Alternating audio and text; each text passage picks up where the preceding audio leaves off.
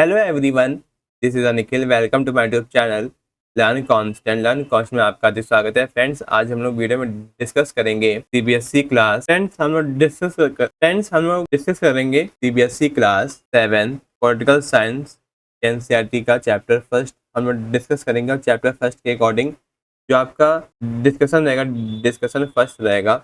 और फ्रेंड्स, अगर आपको नोट्स वगैरह चाहिए तो आप लोग स्क्रीनशॉट ले सकते हैं नोट्स वगैरह के लिए। और फ्रेंड्स, वीडियो सेशन में आगे बढ़ने से पहले अगर आप ये वीडियो सेशन फर्स्ट टाइम देख रहे हैं, फर्स्ट टाइम आपने विजिट किया है, तो आप हमारे YouTube channel learn cons subscribe करें और बेल आइकन को प्रेस करें ताकि आप सभी तक लेटेस्ट एजुकेशन वीडियोस का नोटिफिकेशन आपको टाइम से मिल सके, अपने टाइम से पहुंच सके।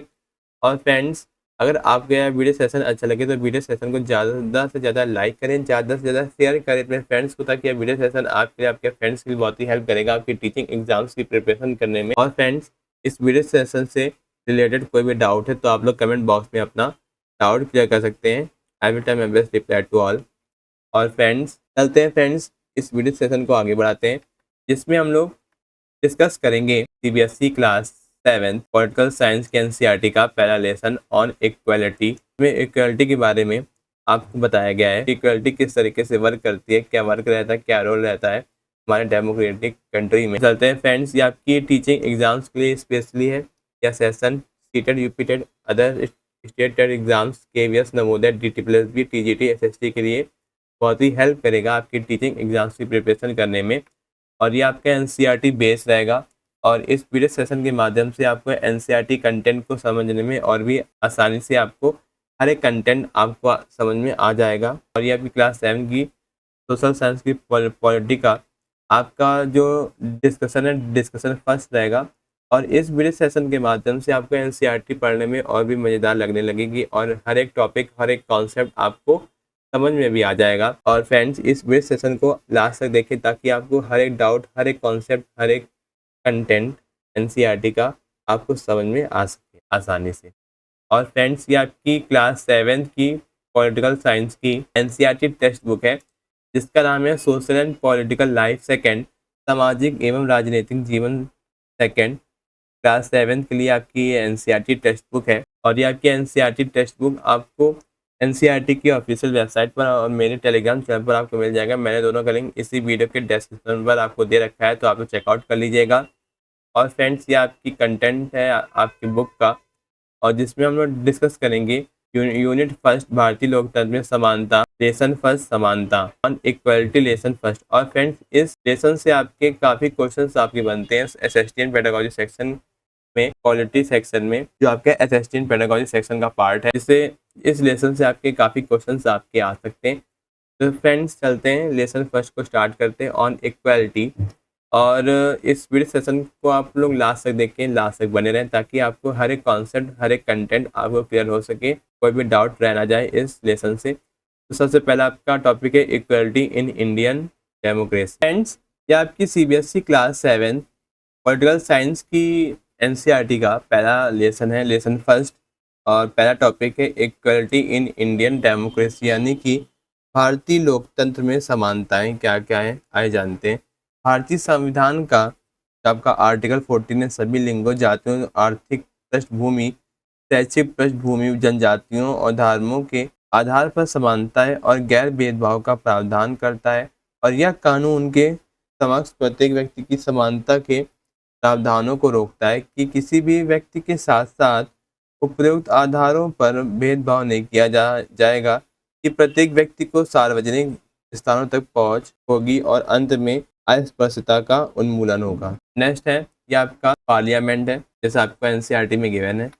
नेक्स्ट है, however numerous cases have emerged over the decade that the provide instance of the discrimination based on the equality issue of the equality in the other democracy। हालांकि पिछले कुछ दशकों में कई ऐसे मामले सामने आए हैं जो समानता के आधार पर भेदभाव के उदाहरण हैं और अन्य लोकतंत्रों में समानता के मुद्दे हैं। और भारत में जाति के आधार पर भेदभाव बहुत प्रचलित है। ऐसे में निचली जातियों के लोगों को अन्य सभी जातियों के अलग अलग रखा जाता है और आज भी उनके साथ बहुत असमानता का व्यवहार किया जाता है और उन्हें जीवन भर अनेक समस्याओं और कठिनाइयों का सामना करना पड़ता है। और ऐसे उदाहरण हैं जो भारत के संविधान की मूल संस्था के विरुद्ध हैं और उनकी रिपोर्ट की जानी चाहिए। तथा इन्हें मूल से ही समाप्त किया जाना चाहिए और भारत सरकार समानता के विचार को कानूनों के प्रवचन और प्रवर्तन के साथ साथ सरकारी कार्यकर्ताओं तथा मध्य भोजन कार्यक्रम आदि जैसे कार्यक्रमों के माध्यम से भी क्रियान्वित करती है। नेक्स्ट टॉपिक है east one equality in other democracies, यानी कि अन्य लोकतंत्रों में समानता के मुद्दे। वर्तमान विश्व में भी विश्व भर के अनेक लोकतांत्रिक देशों को कानून के समक्ष समानता के अधिकार को लागू करने की चुनौती का सामना करना पड़ रहा है। इसे अमेरिका में अफ्रीकी अमेरिकी समुदायों के प्रति नस्लवाद के उदाहरण को समझकर समझा जा सकता है, जिनके साथ पैमाने पर भेदभाव किया जाता है और जो अपने पूरे जीवन में भरी कठिनाइयों का सामना करते हैं। इस तरह का भेदभाव किसी भी जाति के आधार पर समानता के अधिकार को प्रभावित करता है। नेक्स्ट पॉइंट है inequality is not the limited India many democratic country face similar struggle for the equality. समानता केवल भारत तक ही सीमित नहीं है, कई लोकतांत्रिक देशों को समानता के लिए इसी तरीके के संघर्षों का सामना करना पड़ रहा है। संयुक्त राज्य अमेरिका में अमेरिकी जो अफ्रीका से लाए गए दासों के वंशज हैं आज भी काफ़ी असमानता का अनुभव करते हैं। 1950 दशक के दौरान अफ्रीकी अमेरिकाओं के समान अधिकारों के लिए लड़ाई लड़ रहे हैं, क्योंकि उनके साथ कानून द्वारा अनुचित व्यवहार किया गया है, जैसे कि उन्हें श्वेत लोगों के लिए बस की सीटें छोड़ने के लिए मजबूर किया जाता है। रोसा पार्क्स, एक अफ्रीकी महिला ने 1 दिसंबर 1955 को एक श्वेत व्यक्ति को अपनी ही बस की सीट देने से इनकार कर दिया,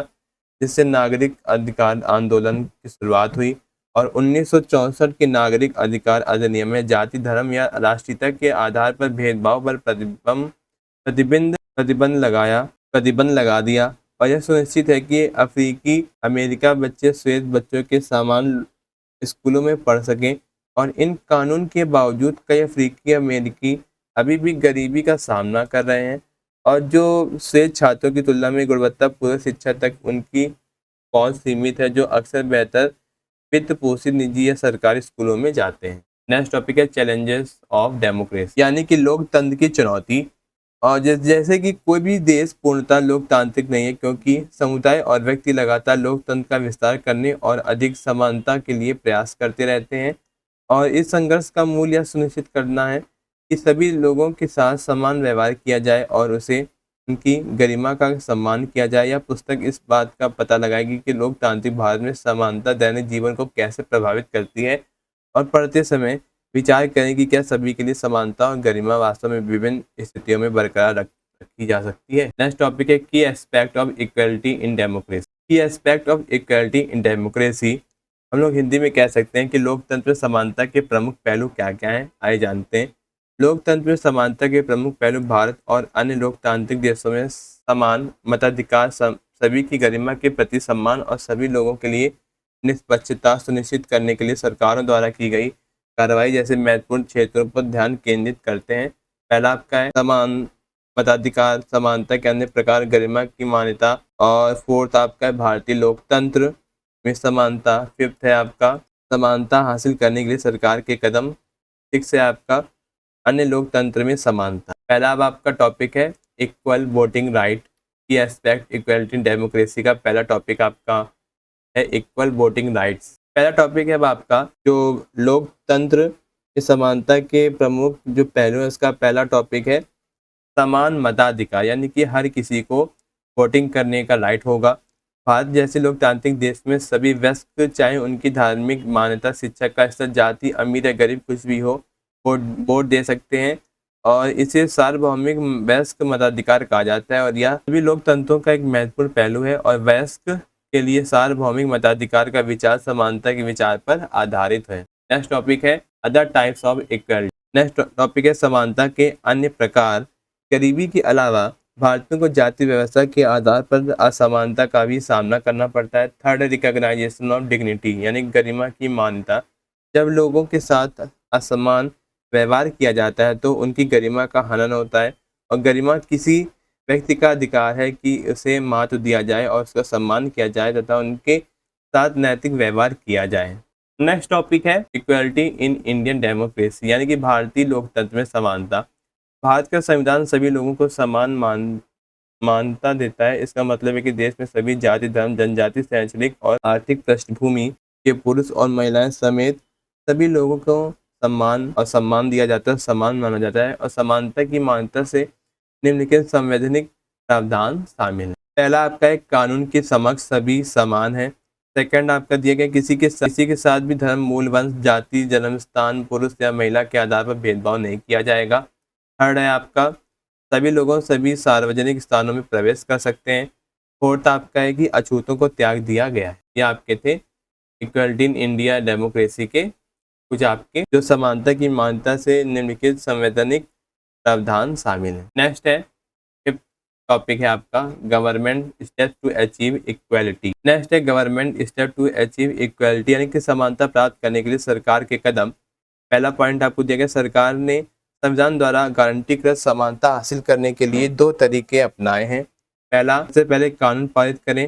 सेकंड आपका है किसी सरकारी योजना को दूसरे पक्ष द्वारा पारित करता है। थर्ड आपका है सरकार के कदमों में से एक दोपहर के भोजन की योजना भी शामिल है। नेक्स्ट टॉपिक है इक्वलिटी इन अदर डेमोक्रेसी, यानी कि अन्य लोकतंत्र में समानता।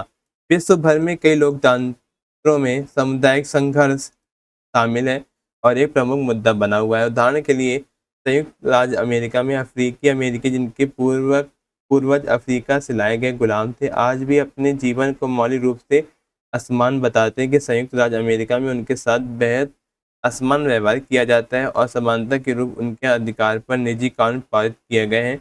1964 का नागरिक अधिकार अधिनियम नस्ल, धर्म या राष्ट्रीय मूल के आधार पर भेदभाव को प्रतिबंधित करता है। उन्होंने यह भी कहा है कि सभी स्कूल अफ्रीकी अमेरिकी बच्चों के लिए खोले रहेंगे और उन्हें सब उनके लिए विशेष रूप से बनाए गए अलग अलग स्कूलों में भी जाने की आवश्यकता नहीं होगी।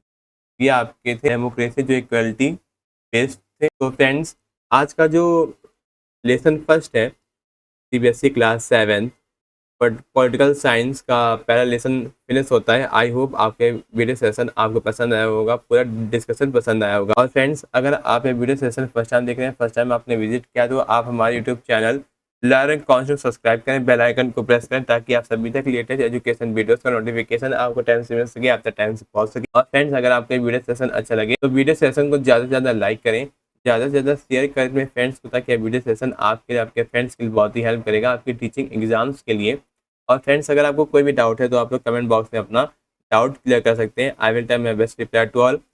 और फ्रेंड्स, ये हमारे सोशल मीडिया हैंडल्स हैं, तो आप लोग लर्न कॉन्सेप्ट को आप लोग फॉलो कर सकते हैं फेसबुक पेज पर, इंस्टाग्राम पर, टेलीग्राम चैनल पर और ट्विटर पर आप लोग फॉलो कर सकते हैं, ताकि आप सभी तक लर्न कॉन्सेप्ट के माध्यम से आपको हर एक वीडियो का नोटिफिकेशन आपको टाइम से मिल सके, आप तक टाइम से पहुँच सके। तो फ्रेंड्स, आज का जो वीडियो सेशन है फिनिश होता है। आई होप आपके वीडियो सेशन आपको पसंद आया होगा। Thanks for watching this video. मिलते हैं फ्रेंड इसी तरीके के इंटरेस्टिंग वीडियो में। थैंक यू, धन्यवाद।